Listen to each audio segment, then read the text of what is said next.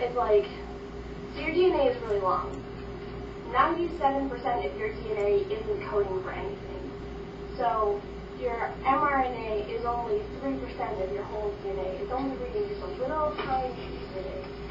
And that little tiny piece is made up of a bunch of those letters.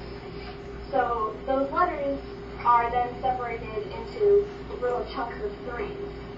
So each one of those little chunks of 3s codes for amino acids. I'm going really fast, so I'll explain that in more depth in a minute. So you're given a list of letters. So let's just say we have A, U, G, T, C, should be U.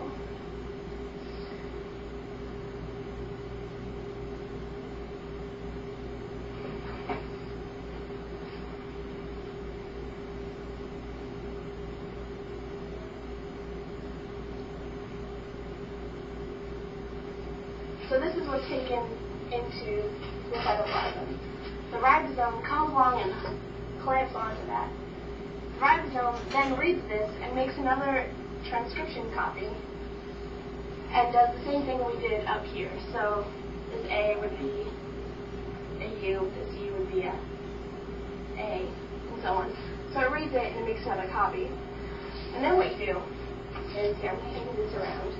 You might have seen this before, you might not have, depending on how in-depth you've gotten into this stuff. So, you want to take one and hang it along.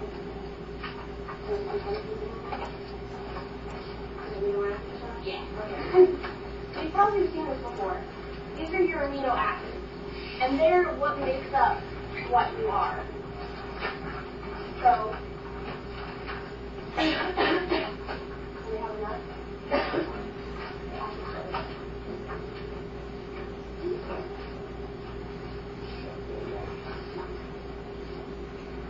So, these are your amino acids. How many of you have seen this chart before? Or something similar, right? Yeah, there's all kinds of different forms. They're basically the same thing.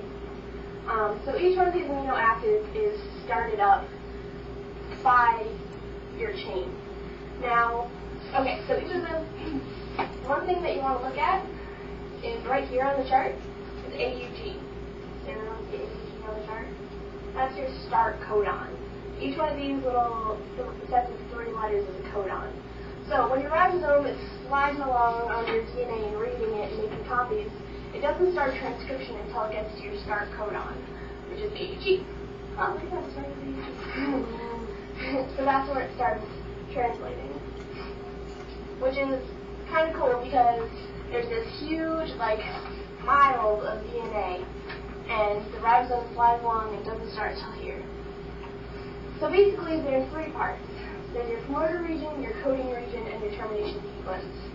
So your promoter region is your section before this, where there's a bunch of letters. Normally it's what's called a Tata box, which is TA2, which is kind of like a promoter codon. It's like, hey ribosome, pay attention, we're about to start coding. And then it gets to here, and then it sees the start codon, which is your AUG, and then it starts transcribing. And then there's a termination sequence, which is over here, where the ribosome reads and it stops. And you can see on your chart there's a stop codon, which is UGA, which I couldn't remember a minute ago, and now it's here. So that's how your ribosome knows to stop.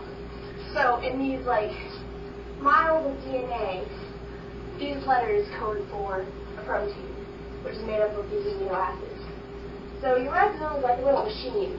It's going through, it reads AUG, so it puts in UAC. Now, what does UAC code for on this chart?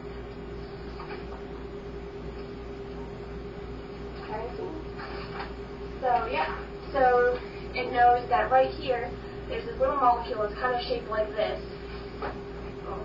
Like, it's kind of like an upside down clover. That's your amino acid, and this is tyrosine. So your tyrosine is now made, and then it reads your next. Oops, I'm really dyslexic, so I tend to write over things. So then your next section is UCA. What does UCA code for? Serine? So then it attaches another amino acid, which is attached by what's called a polypeptide bond.